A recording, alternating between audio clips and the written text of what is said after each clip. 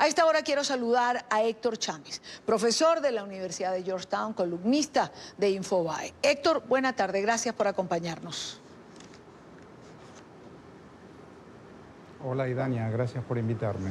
No, gracias a ti por acompañarnos en un día en el que hemos tenido una jornada absolutamente intensa que habría comenzado en horas de la madrugada en Venezuela, cuando teníamos la oportunidad de ver al presidente interino Juan Guaidó acompañado de Leopoldo López, quien fue liberado el día de hoy, frente a las instalaciones de La Carlota. Esto ocurría en horas de la madrugada, quizás entre 4 y 5 de la mañana, hora costa este y hora Venezuela. A partir de allí, por supuesto, todo un carrusel de informaciones el que se ha producido hasta llegar a este momento en que pareciera haber una tensa calma. Comienzo preguntándote lo que le preguntaba igual al presidente Pastrana, tu lectura de los hechos el día de hoy.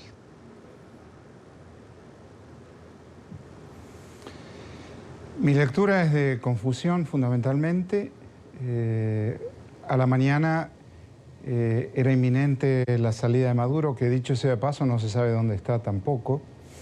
Luego la acción del presidente interino y de las fuerzas leales a él pareció abortada y que había fracasado el intento. Y posteriormente queda como que no está tan claro eso tampoco, que sigue habiendo, hay versiones, muchas versiones, no sé muy bien cuál creer, que hablan de una negociación en curso, que Leopoldo López estaría en la Embajada de Chile no para asilarse, sino para allí tendría lugar la negociación con el régimen por la salida de Maduro. Hay muchos jerarcas del régimen que no se sabe dónde están. Diosdado Cabello llamó a los colectivos, pero no se lo vio en ningún lugar tampoco. Hay muchas versiones, hay militares que han cruzado a Brasil, ¿verdad? Algo así como 25. Es confuso, pero este es un episodio más, este es un capítulo más. Termine el régimen hoy o termine mañana, es otro capítulo de una historia larga. Esto es lo que te podría decir. Un capítulo más de una historia larga. Habrá quien se pregunte, Héctor, ¿cuán larga puede ser?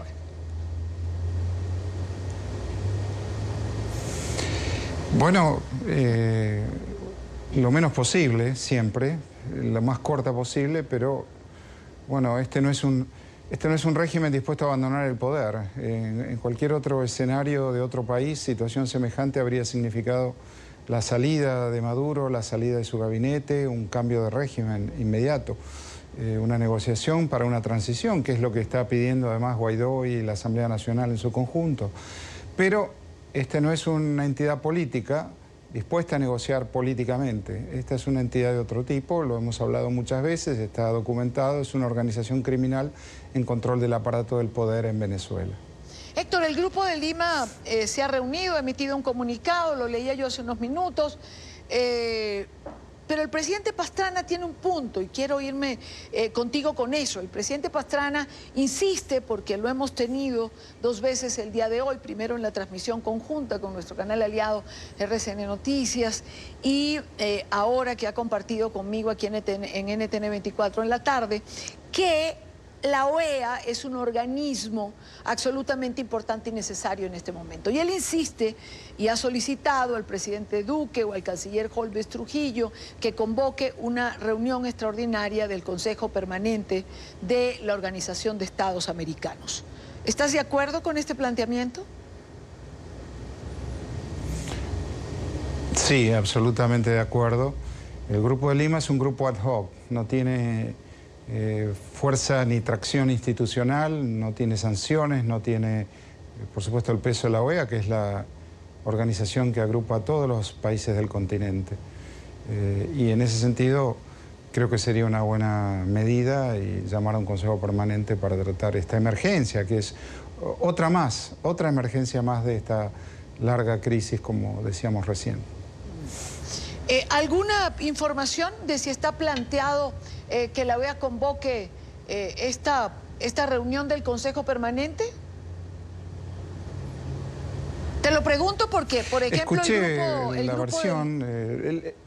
te lo pregunto porque el Grupo de Lima, por ejemplo, ha decidido ya reunirse este próximo viernes en Lima, en Perú. Sí, y hoy habrían tenido una comunicación telefónica o visual, audiovisual, teleconferencia. No está definido eso. He escuchado la versión, he escuchado la propuesta, leí lo de Pastrana. No es el único que piensa en esta dirección. También hay misiones en la OEA que están evaluando esa posibilidad. Pero eso tiene ciertos requisitos institucionales que no necesariamente están dados todavía, ¿no? Hace falta, bueno, una convocatoria firme de un grupo de países. Dado que el Consejo Permanente, además, está presidido por Estados Unidos, eso tal vez sea probable, pero esperemos, ¿no? A ver qué sucede en las próximas horas. Héctor, por otra parte, bien que lo señalabas también, en un momento del transcurso de la mañana veíamos a Diosdado Cabello en un plano bastante cerrado, llamando a la calle. En algún momento oí también a Delcy Rodríguez. Maduro apareció por Twitter, hay distintas versiones, así como tú señalabas, por ejemplo, de que Leopoldo López no habría ingresado a la Embajada de Chile, sino para una negociación. Por ejemplo, hay varias versiones que circulan en relación a Nicolás Maduro. Una dice que habría viajado, lo habrían sacado a Cuba el día de ayer, otra que estaba en Miraflores con el alto mando militar y que había un proceso de negociación, y otra que estaba en las bóvedas del Banco Central, que son antibombas y bien protegido. Hay un punto que hemos conversado a lo largo de la mañana. Pareciera, es decir, es evidente que hay una fractura en la Fuerza Armada. Si alguno de estos dos bandos, por decirlo de alguna forma, tuviese el control, ¿no tendríamos una reacción militar más importante de alguno de los dos lados? Eso quizás es lo que nos lleva a pensar o a compartir quizás estas hipótesis de negociación. De negociación o de empate al mismo tiempo, precisamente por lo que decías recién, que, bueno, si uno de los bandos tuviera fuerza concluyente y definitiva, no habría este impas que estamos viviendo hoy. Esto sugiere que hay suficiente deserción del madurismo, pongámoslo así, dentro de la fuerza militar, pero tal vez no suficiente como para dirimir y definir esta situación de un cierto equilibrio.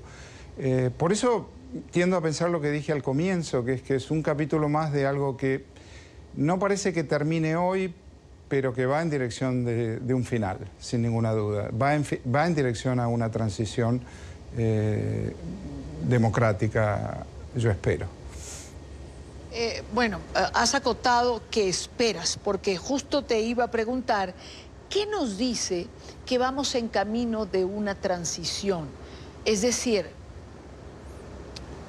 la gobernabilidad es algo que tampoco el régimen puede garantizar en una circunstancia como esta, ni teniendo un gobierno interino que está allí, es una realidad, y es un gobierno reconocido por más de 60 países. Correcto. No, la gobernabilidad está perdida desde hace rato. El régimen de Maduro solo puede cumplir una sola función del Estado, que es la de represión. Y ni siquiera con centralización del uso de la fuerza, porque la represión está dividida y fragmentada entre varios organismos que además compiten entre sí. Entonces que tampoco el Estado, tampoco el Poder Ejecutivo tiene control del uso de la represión. Hay diferentes bandas, literalmente, diferentes organizaciones criminales que reprimen a su antojo muchas veces.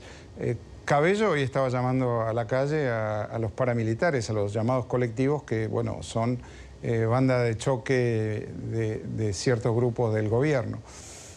Por el otro lado, lo que también es claro es que El gobierno, el régimen usurpador amenaza a Juan Guaidó con la prisión y esto y lo otro, y lo cierto es que o no lo encuentran o no se animan. Leopoldo López se fue hoy de su arresto domiciliario, evidentemente con la colaboración de aquellos que tenían por misión custodiarlo, lo cual sugiere, además, siendo la figura de Leopoldo López, un quiebre importante, un quiebre realmente importante. Durante mucho tiempo, tal vez todavía hoy, Leopoldo López es el preso político preferido de Diosdado Cabello, preferido desde su perversidad, por supuesto. Bueno, se escapó, digamos, desde la visión oficialista se escapó. Bueno, obtuvo su libertad porque está injustamente apresado, eso para empezar. Entonces, yo creo que hay una situación de un equilibrio inestable, complicado y agonizante además, ¿no? Porque hace mucho tiempo que por empezar 90 días que Guaidó se juramentó, pero una crisis política que se viene arrastrando desde hace muchísimo más tiempo. Cuando dices, Héctor, y ya te voy a dejar, que sé que estás además absolutamente ocupado, además te agradezco el haber llegado a nuestros estudios en Washington. Cuando tú dices que este es un capítulo más en la larga lucha, que por cierto, escuchaba a Joaquín Villalobos el otro día, ex guerrillero de El Salvador, negociador, decir que si los venezolanos pudiesen ver en perspectiva lo que han sido todos estos años de lucha, podrían ver en macro lo importante de una lucha cívica y desarmada a lo largo del tiempo, con los distintos logros que han ido consiguiendo cada vez. ¿Este sería un peldaño más para estar más cerca? Sí, yo creo que sí. Creo que es una cruzada cívica noble, importante, admirable en muchos sentidos, y que continúa en esta senda y que eso le da una autoridad moral extraordinaria frente a la arbitrariedad y los caprichos represivos de este régimen. Y vuelvo a insistir en algo que hemos conversado, que son estos 90 días de Juan Guaidó, han sido también extraordinarios en términos de continuar este camino, en términos de logros, en términos de su liderazgo, que es un liderazgo no personalista, sino democrático, en términos del apoyo internacional que ha conseguido. Y entonces este es el camino y los que estamos afuera tenemos que seguir apoyando esta dirección y seguir trabajando con la comunidad internacional para que finalmente el régimen termine. Que de vuelta, no es un régimen político dispuesto a negociar políticamente una transición, como ha sucedido en tantas ocasiones en la historia, en nuestro continente además en muchas ocasiones. Esto es una organización criminal que constituye una amenaza, que no se pueden concebir a sí mismos fuera de Miraflores. Y ese es el peligro mayor, y eso es lo que explica que este empate, este detenimiento, esta situación que no se resuelve. Pues Héctor, como siempre, mil gracias por acompañarnos. Me voy a despedir con esta frase tuya: esto es una cruzada cívica, noble, importante. Gracias por acompañarnos. Gracias a vos, Idania, hasta siempre.